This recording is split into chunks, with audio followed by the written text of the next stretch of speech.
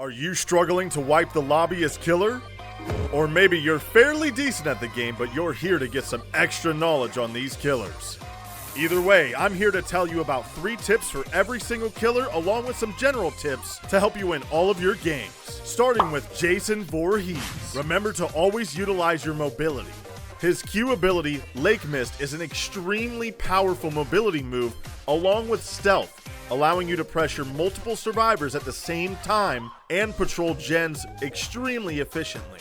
Jason is the only killer in the game to have any sort of ability like this, making him extremely formidable when it comes to chases. It is crazy how fast you can catch up to someone by using this ability. It has to be one of the most versatile abilities in the game, making you invisible, faster, and completely undetectable. This ability's only downfall is its long cooldown. Number 2. Activate Pursuit on pallets. Now, some of you may be confused on what I mean by Pursuit. Pursuit is Jason's rage ability that allows him to break through pallets and walk much faster than he normally can. Usually, you want to activate this ability on top of a pallet as a survivor is throwing it down. This will allow you to shatter the pallet instantly and catch up to them way faster than you may have been before. I would say this is the strongest ability in the game because you can literally remove any of a survivor's resources instantly by clicking it. And by activating it on a pallet, you are saving yourself so much time by skipping the animation. Number 3. Balance chases and patrolling. These are 2 key words for a killer that you always need to know. As a killer, you always want to be either 1, patrolling gens, or 2, chasing survivors. You never want to be in a situation where you're not doing anything as the killer. And as the killer, you want to always make sure you have a good balance of being in chase and also patrolling those generators. If you commit to a chase for way too long, survivors are going to start finishing gens right under your nose, causing you to lose those generators you want to protect, on top of potentially losing the entire game. And no one likes losing. Jeff the Killer.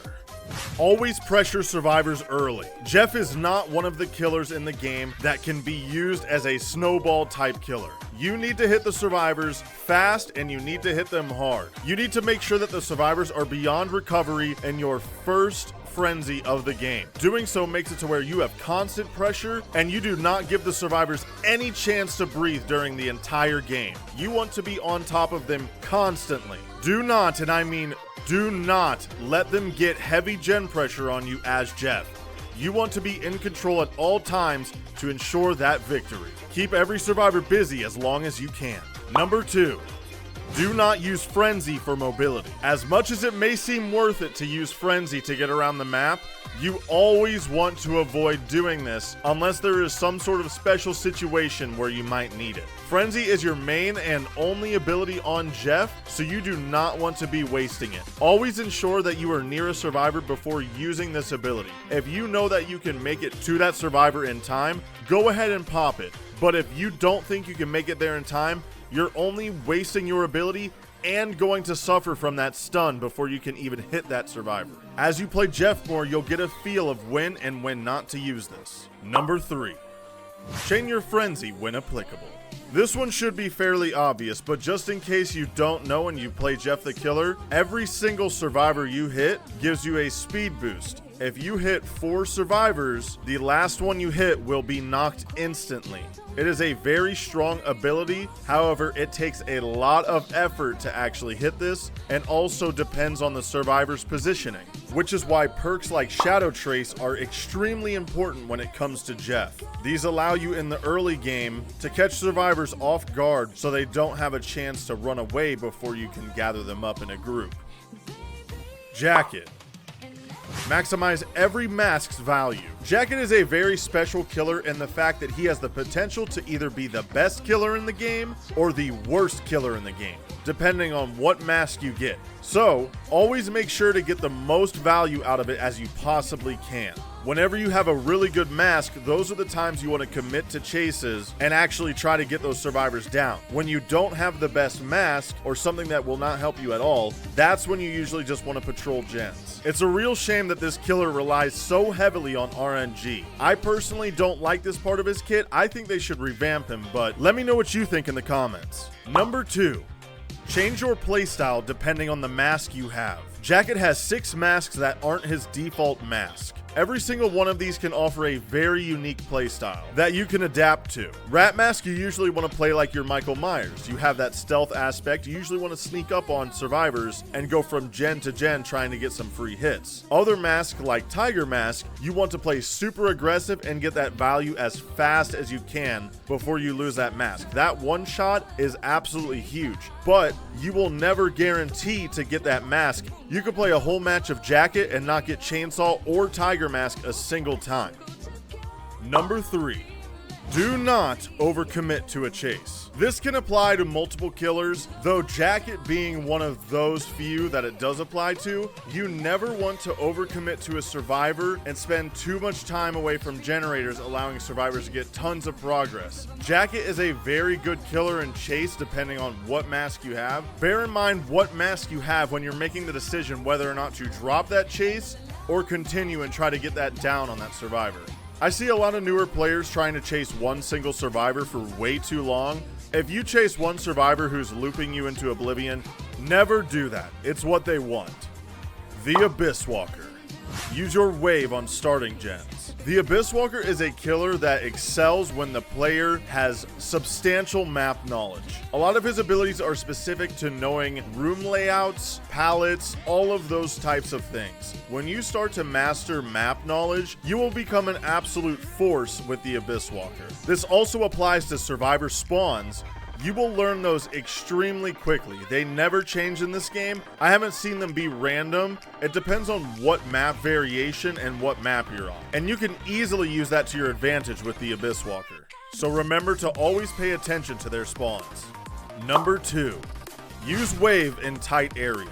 If you want to never waste a cooldown, try to force a survivor into an area where they cannot dodge your moves.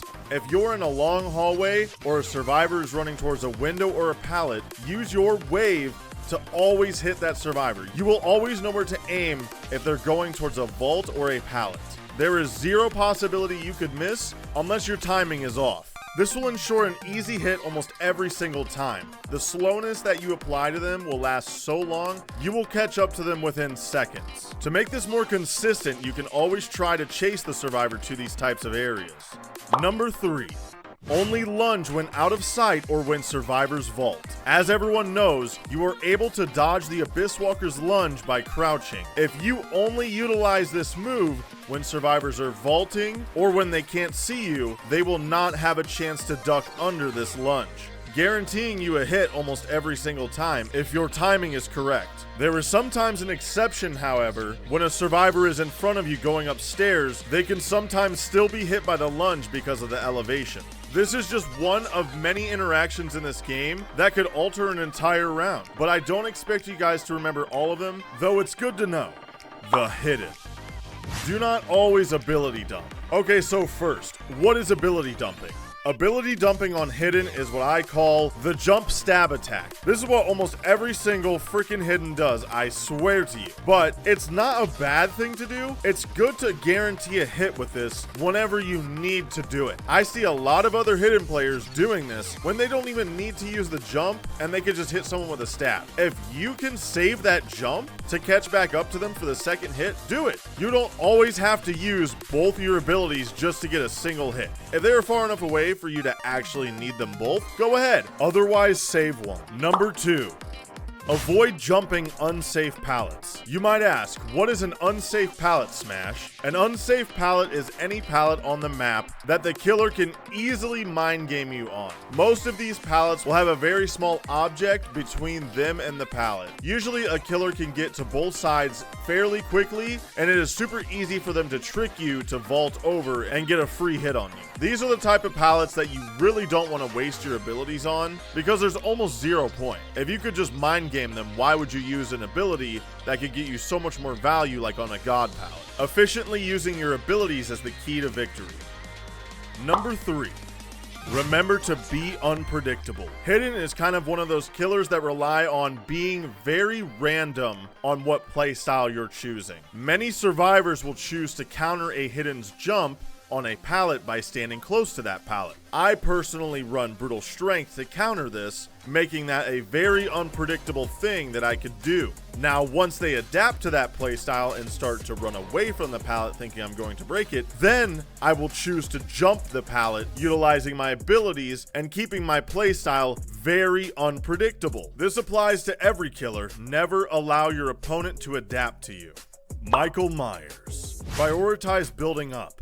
Myers is a killer that has a different playstyle from every other killer in the game. I would say there's basically no one to compare him to. You need to forget everything you know about playing killer in the game when you're playing Michael, unless you're in tier 2. In the beginning of the round, you need to focus on getting your stalk meter up, and if you're running play with your food, getting your stacks as fast as you possibly can. Me personally, I run a play with your food build that relies heavily on a snowball effect. Just like that, you're going to become a more powerful killer as the round goes on.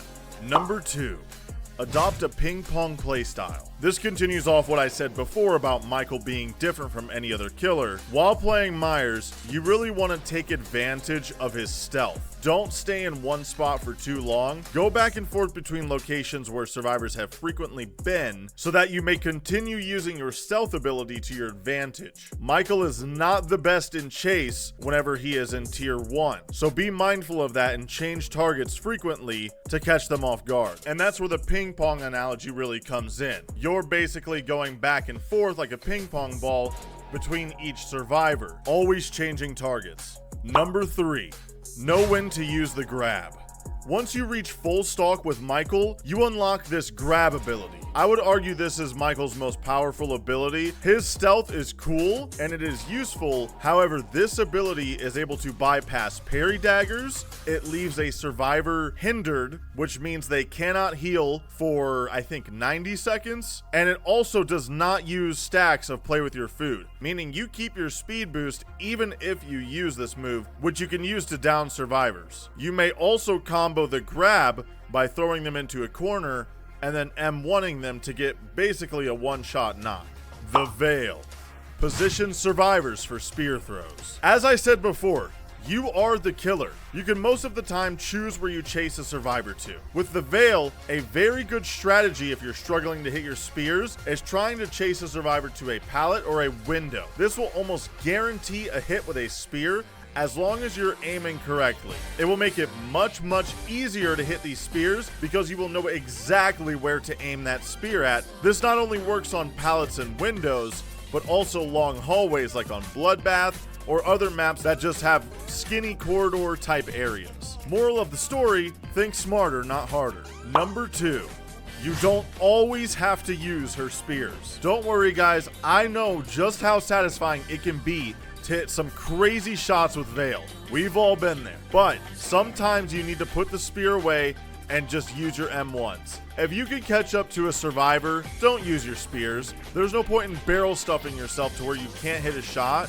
because of just how close the survivor is. Sometimes it's easier to hit someone with a spear when they're further than when they're right in your face. So try to bait them by going into spear mode, because a lot of people try to dodge like that. Try to bait them closer, and then you can get an easy M1 on them, and they'll be completely caught off guard. Number 3, use multiple aura perks. Since the Veil is a projectile killer, I need not explain why she excels so much with an aura perk. Never mind running multiple. Having any sort of aura perks on her makes her ranged ability so much more powerful. Not only is it strong because you can pre-fire when survivors are about to run out from behind a wall, but the Veil can actually throw through walls with her spears. There is zero reason you should not be running an aura perk on her, or at least 2, because the amount of value you will get hitting people through walls with a spear far exceeds any other perks.